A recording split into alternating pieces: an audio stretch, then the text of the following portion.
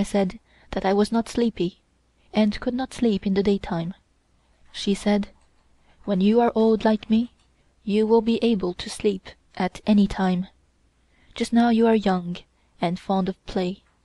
I think you must have been on the hills to gather flowers, or walked too much, for you look tired." I could only say, "Yes."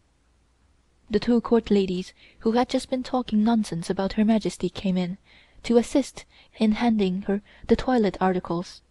I looked at them, and felt ashamed for them to face her, after having said so many disagreeable things. Her Majesty washed her face and combed her hair, and a servant girl brought her fresh flowers of white jasmine and roses. Her Majesty stuck them in her hair and said to me, "I am always fond of fresh flowers, better than jade and pearls. I love to see the little plants grow, and I water them myself. I have been so busy ever since you came that I haven't been able to visit my plants. Tell them to get dinner ready, and I will take a walk afterwards." I came out of her room and gave the eunuch the order. As usual, we brought little dainties to her.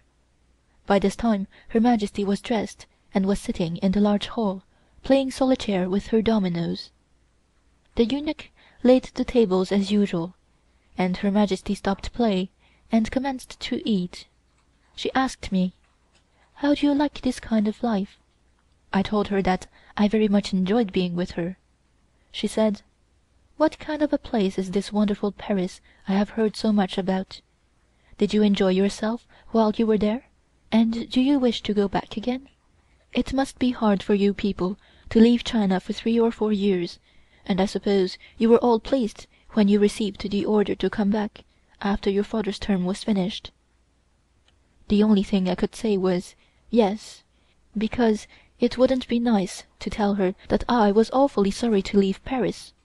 She said, "I think we have everything in China, only the life is different. What is dancing? Someone told me that 2 people hold hands and jump all over the room. If that is the case, I don't see any pleasure in it at all. Do you have to jump up and down with men? They told me that old women with white hair dance too." I explained to her about the balls given by the President, and all the private dances, and also all about the masquerade balls, etc. Her Majesty said, "I don't like this masquerade ball, because you don't know whom you are dancing with if they are wearing a mask." I explained to her how carefully the people issued their invitations, and that anyone who behaved badly could never enter into high society. Her Majesty said, "I would like to see how you jump. Can you show me a little?" I went in search of my sister, and found her busy talking to the Young Empress. I told her that Her Majesty wished to see how people dance, and that we must show her. The Young Empress and all the Court ladies heard this, and all said that they also wished to see. My sister said that she had noticed a large gramophone in Her Majesty's bedroom, and that perhaps we could find some music. I thought that was a good idea, and went to ask for her gramophone. She said, "Oh, must you jump with music?" I almost laughed when she said that, and told her it was much nicer with music, as otherwise one could not keep in time. She ordered the eunuchs to have the gramophone brought to the hall, and said, "You jump while I take my dinner." We looked over a lot of records, but they were all Chinese songs, but at last we found a waltz, so we started to dance. We could see that a lot of people were looking at us, who perhaps thought that we were crazy. When we had finished, we found Her Majesty laughing at us. She said, "I could never do that. Are you not dizzy turning round and round? I suppose your legs must be very tired also. It is very pretty, and just like the girls used to do centuries ago in China. I know that it is difficult, and one ought to have any amount of grace to do it, but I don't think it would look nice to see a man dancing with a girl like that. I object to the hand around the girl's waist. I like to see the girls dance together. It would never do for China for a girl to get too close to a man. I know the foreigners don't seem to think about that at all. It shows that they are broader minded than us. Is it true that the foreigners don't respect their parents at all? That they could beat their parents and drive them out of the house?" I told her that it was not so, and that someone had given her wrong ideas about foreigners. Then she said, "I know that perhaps sometimes one among the commonest class do that, and that people are apt to take it wrong, and conclude that all foreigners treat their parents that way. Now I see just the same thing done by the common people in China." I wondered who had told her such nonsense and made her believe it. After we had taken our dinner, it was just 5:30, and Her Majesty said she would take a walk along the long veranda, so we followed her. She showed me her flowers, and said that she had planted them herself. Whenever Her Majesty went anywhere, there was always a lot of attendants following her, exactly the same as when she went to the morning audiences. When we reached the end of this long veranda, which took us a quarter of an hour to walk, Her Majesty ordered her stool to be brought into one of the summer houses. These summer houses were built of nothing but bamboo, all the furniture being made of different shaped bamboo. Her Majesty sat down, and one of the eunuchs brought tea and honeysuckle flowers. She ordered the eunuchs to give us tea also. Her Majesty said, "This is my simple way of enjoying life. I love to see the country scenery. There are a great many pretty places which I will show you, and I am sure that after you have seen them, you will not like foreign countries any more. There is no scenery in the world which can beat the Chinese. Some returned ministers from abroad said to me that the trees and mountains in foreign countries looked ugly and savage. Is that true?"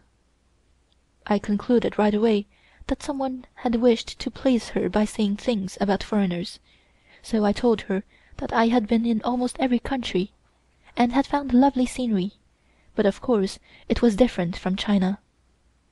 While we were talking, Her Majesty said that she felt chilly, and asked, "Are you cold? You see, you have your own eunuchs. They are all standing around and have nothing to do. Next time tell them to carry your wraps along with you. I think that foreign clothes must be quite uncomfortable, either too warm or too cold. I don't see how you can eat, having your waist squeezed that way." Her Majesty got up, and we all went on walking slowly towards her own Palace. She sat down on her favorite little throne in the hall and started to play solitaire. We came out on the veranda, and the Young Empress said to us, "You must be tired, for I know you are not used to doing such hard work all day long without stopping. You had better wear Manchu clothes, because they are comfortable and easy to work in. Look at your long train, you have to take it up in your hands while walking." I told her that I would be only too pleased to change the clothes, but that not having received an order from Her Majesty, I could not make any suggestions. The Young Empress said, "No, don't ask anything, and I am sure Her Majesty will tell you to change by and by. Just now she wishes to see your Paris gowns, because she wants to know how foreign ladies dress on different occasions. She thought that some of the ladies came to the garden party dressed in woolen clothes. We thought that foreign ladies were not so extravagant as we are until we met Madame Plancon the other day. Do you remember what Her Majesty said to you? That Madame Plancon was so different from many ladies she had met, and also dressed differently. It was a chiffon dress, with hand paintings, which Madame Plancon wore, which pleased Her Majesty very much. While I was talking with the Young Empress, all the electric lights turned up, so I went to Her Majesty to see if she needed anything. She said, "Let us play a game of dice before I go to bed." We began to play the same thing as we had done in the afternoon. Her Majesty won another game. This time it took only an hour to finish the game. Her Majesty said to me, "Why can't you win once?" I knew she wanted to tease, so I said that my luck was bad. She laughed and said, "Tomorrow you try to put your stocking on wrong side out. That is a sure sign of winning." I told her that I would, and I knew that pleased her. During the short time I